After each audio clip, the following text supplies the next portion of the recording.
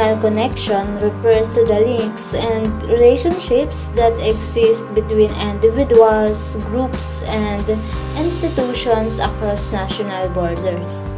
This connection can take many forms, including economic, social, cultural, and politicalities. In today's globalized world, transnational connections have become increasingly important and complex as people and organizations navigate a landscape that is shaped by multiple national and international factors. A prime example of transnational connection can be seen in the movie Sicario, Day of the Soldado. The film explores the complex relationships between drug cartels, law enforcement agencies, and government officials on both sides of the US-Mexico border. The central character, a former CIA agent named Matt Graver, is tasked with disrupting the activities of the Mexican drug cartels by any means necessary. Throughout the film, we see how transnational connections play a crucial role in shaping the conflict between the various groups involved. The drug cartels rely on vast network of suppliers, smugglers, and other criminal organizations that span multiple countries and continents. At the same time, law enforcement agencies and government officials must coordinate their efforts across national borders to combat these criminal networks. One key moment in the film illustrates the intricate nature of transnational connections. When a group of terrorists from the Middle East enter the United States through the Mexican border, Graver is forced to collaborate with the Mexican drug cartels to track them down. This partnership highlights the complex web of relationships and alliances that exist between different groups, even those that are seemingly opposed to each other. In conclusion, transnational connection is an essential concept in our increasingly globalized world. It shapes the relationships between individuals, groups, and institutions across national borders and has a significant impact on many aspects of our lives, including politicals, economics, culture, and security.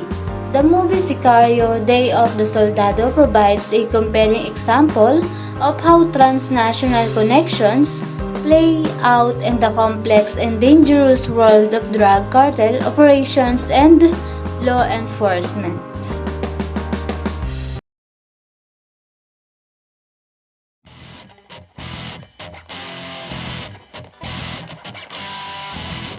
Day of Soldado is a 2018 American action crime film directed by Stefano Salima and written by Taylor Sheridan.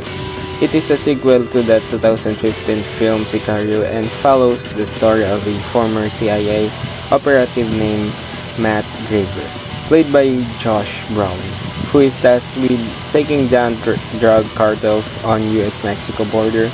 The movie begins with a terrorist attack in Kansas City, which is attributed to the smuggling of terrorists across the US-Mexico border. In response, the US government begins a new initiative to take down the cartels by any means of necessary. Graver is given the task of kidnapping the daughter of a notorious cartel boss to ignite a war between rival cartels. The plan goes awry and Gillick is forced to make difficult choice to protect the girl and himself. Throughout the films, the theme of transnational connection is prevalent. The drug cartels operate across the borders and have connection to the criminal organization around the world. In one scene, Graver meets with a group of Mexican cartel leaders who have connection to the Islamic States. Furthermore, the US government's response to the terrorist attack is an example of transitional connection.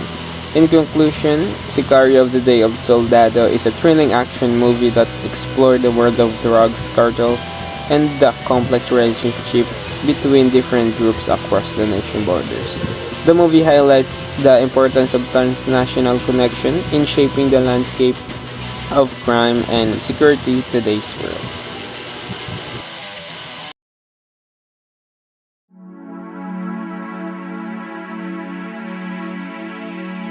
Transnational connections and globalization. Transnational connections have become increasingly important in today's globalized world. Globalization has led to the integration of economies, cultures, and societies, resulting in the blurring of national boundaries.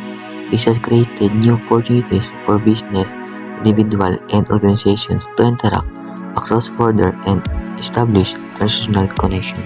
Transnational connections can take many forms including economic, social, cultural, and political ties. For example, multinational corporations have established operations in multiple countries, resulting in the creation of global supply chains. Social media platforms have enabled individuals to connect with others from different parts of the world, facilitating the formation of transnational communities. Cultural exchange programs have allowed people to share their costumes and traditions with others from different cultures. However, transnational connections have also posed challenges. The movement of people, goods, and ideas across borders has led to the spread of crime, terrorism, and infectious disease. It has also resulted in the displacement of people and the exploitation of resources in developing countries. Therefore, it is essential to manage transnational connections effectively to ensure that they benefit everyone involved. In conclusion, transnational connections are a significant aspect of globalization. They have created new opportunities for individuals, organizations, and countries to collaborate across borders. However, they also pose challenges that need to be addressed to ensure that they benefit everyone involved.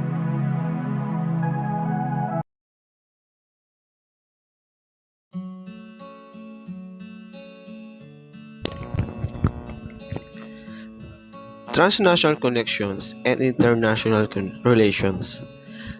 Transnational connections play a crucial role in shaping international relations.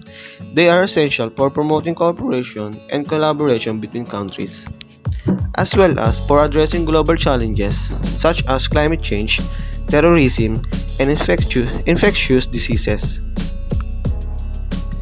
Transnational connection can take many forms in international relations. For example, diplomatic relations between countries are essential for maintaining peace and security. Economic ties, such as trade and investment, can promote growth and development. Cultural exchange programs can foster mutual understanding and respect between different countries and cultures. However, transnational connection can also lead to conflicts and tension between countries. For example, competition for natural resources such as oil or water can lead to disputes between neighboring countries. The movement of people across borders can also lead to tensions as seen in the current refugee crisis. Therefore, it is essential to manage transnational connection effectively in international relations. This involves promoting cooperation and dialogue between countries, as well as respecting the sovereignty and territorial integrity of each country. It also involves addressing global challenges in a collaborative and coordinated manner. In conclusion, transnational connections are a critical aspect of international relations. They can promote cooperation and collaboration between countries, as well as address global challenges. However, they also pose challenges that need to be addressed to ensure that they benefit everyone involved.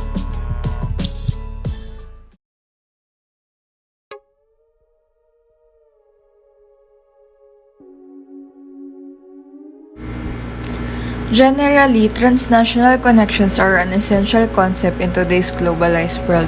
They shape relationships between individuals, groups, and institutions across national borders and impact many aspects of our lives, including politics, economics, culture, and security. The movie Sicario, Day of the Soldado provides a compelling example of how transnational connections play out in a complex and dangerous world of drug cartel operations and law enforcement. Furthermore, transnational connections play a crucial role in promoting cooperation and collaboration between countries in international relations, but they also pose challenges that need to be effectively managed to ensure that they benefit everyone involved.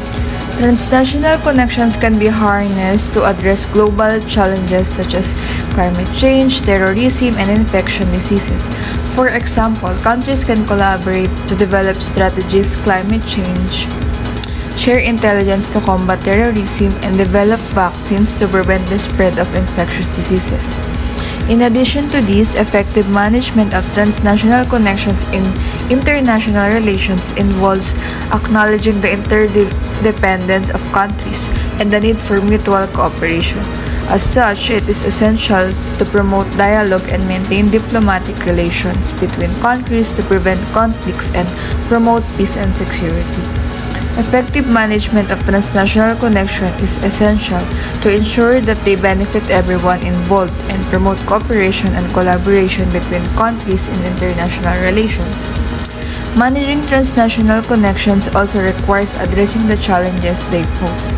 The movement of people, goods, and ideas across borders can lead to the spread of crime, terrorism, and infectious diseases. It can also result in the exploitation of resources and displacement of people in developing countries. Therefore, effective management of transnational connections requires addressing these challenges through coordination and collaboration between countries. Therefore, transnational connections play a vital role in shaping relationships between individuals, groups, and institutions across national borders and impact many aspects of our lives.